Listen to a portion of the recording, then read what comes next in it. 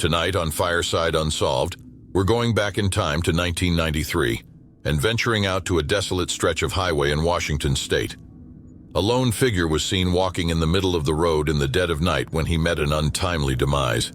What started as a tragic hit and run quickly turned into a confounding mystery with layer after layer of questions, leaving investigators desperately looking for the answers. For over a decade, the identity of this anonymous soul remained out of reach. But then a chance discovery sparked a chain of events that would reveal a story filled with strange details and a new set of questions that are still unanswered. This is the story of a seemingly ordinary man from Amarillo, Texas, whose life journey takes a chilling turn on a lonely highway, far away from his home and his family.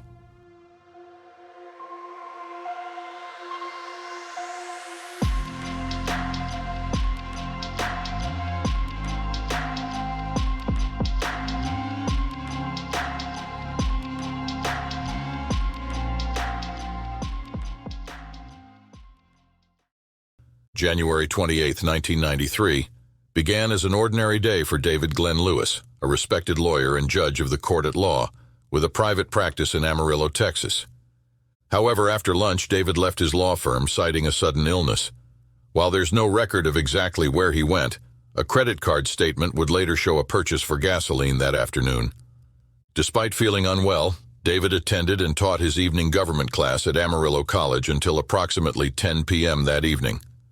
The following day, a Friday, David's wife and daughter left their home in Dumas, Texas, for a pre-planned mother-daughter shopping weekend to Dallas.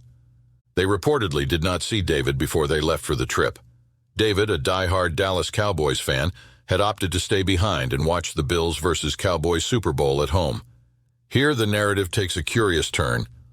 Later that afternoon, a member of David's church claimed to see him rushing through the Amarillo International Airport terminal and without any luggage.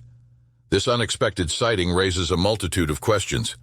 Where was David headed in such a hurry? And why didn't he bring any luggage?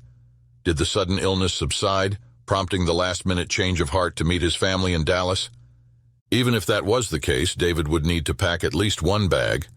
Or was Lewis on a different, more urgent mission, one that maybe didn't require a change of clothes?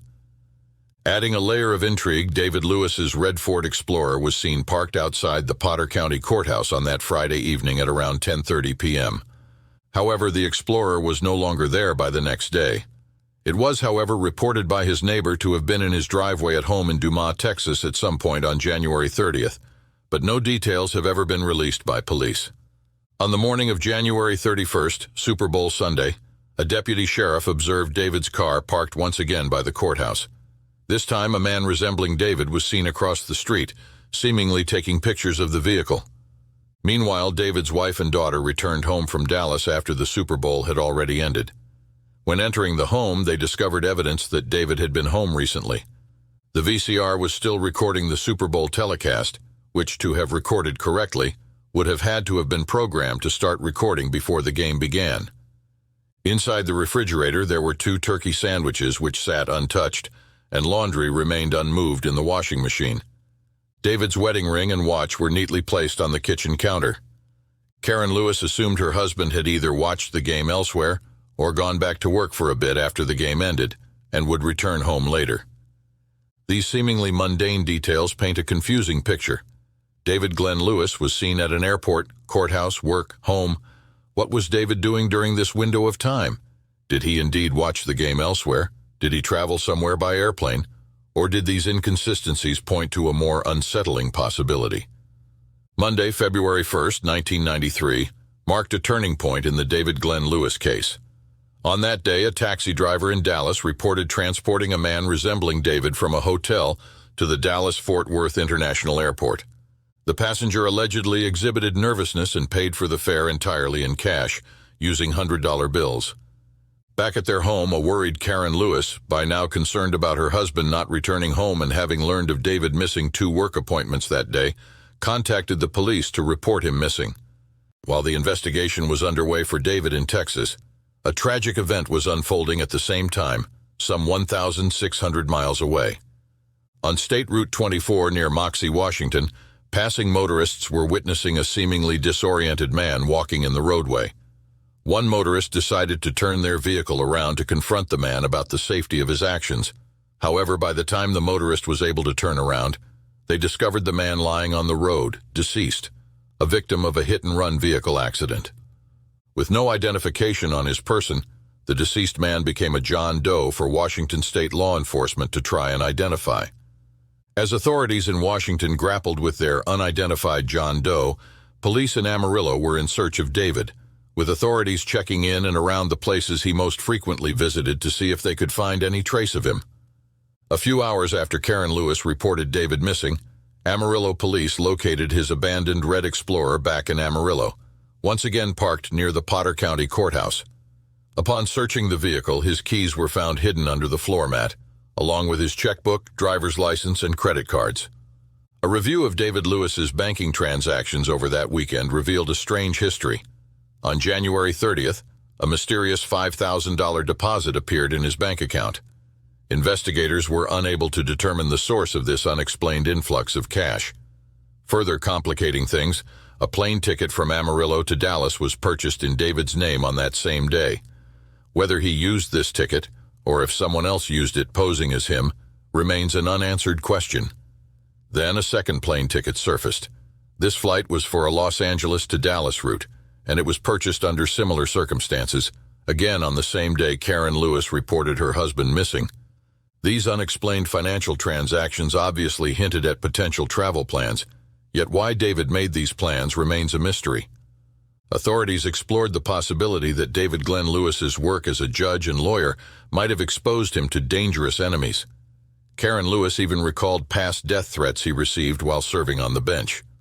One particular case involved a client facing a lawsuit from his son-in-law, a convicted murderer. When interviewed, this client said that he suspected David's murder was linked to his career in the legal field. However, he doubted his son-in-law's involvement in his disappearance. His reasons included the fact he was in prison at the time and lacked the resources for a prison-orchestrated revenge killing. The financial anomalies and possible threats to his life painted a picture of a man in potential danger. However, the lack of concrete evidence and David's seemingly normal routine in the days leading up to his disappearance left investigators no closer to finding the truth.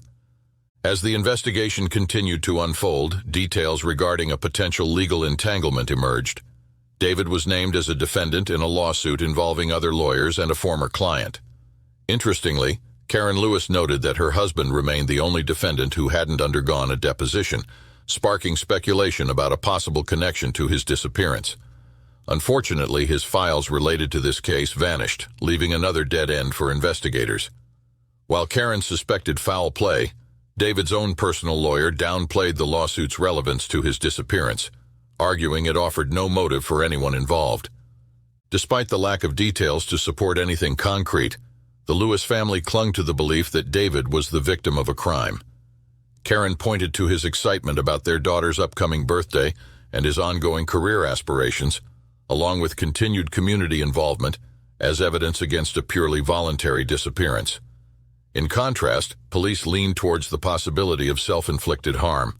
They cited David's potential bitterness over his recent election defeat for district judge, coupled with concerns about his lack of clients at his law firm and a looming lawsuit against him. "People don't always do what you expect," the lead detective on the case said. Unverified reports and sightings of David placed him throughout the Southwest, from Arizona to Mexico and everywhere in between.